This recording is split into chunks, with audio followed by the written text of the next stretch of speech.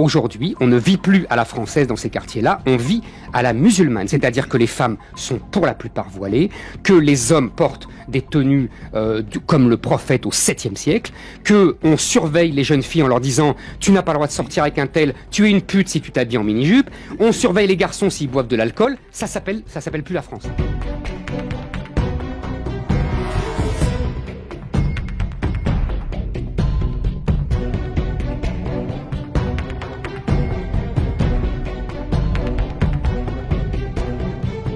Qu'est-ce que l'islam? Première question. Une religion.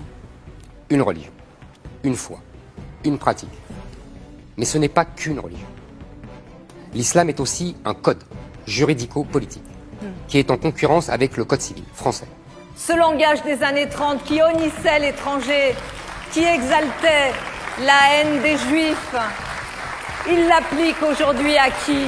Aux musulmans?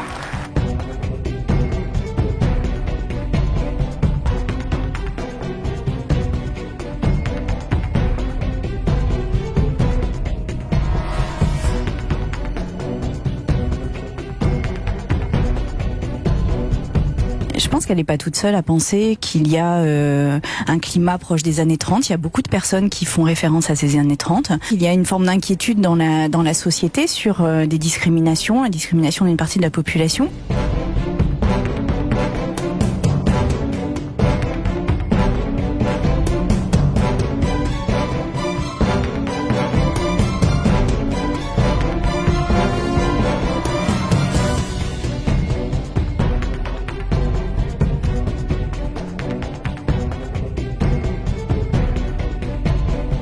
Vous avez dit, il n'y a pas de différence entre l'islamisme et le terrorisme si ce n'est une question de degré. Je partage votre avis. L'islam, c'est l'islamisme au repos, l'islamisme, c'est l'islam en action.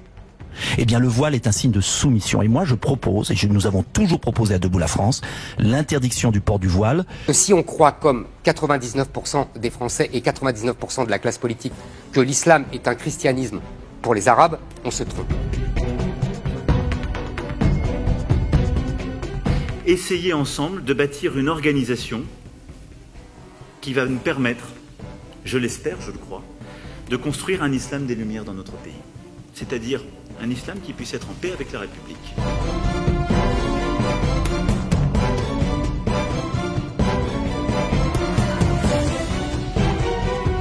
Et en diabolisant l'islam, non, cette France qui recule n'est pas la nôtre. Non, cette nation confite dans une nostalgie agressive n'est pas la nôtre.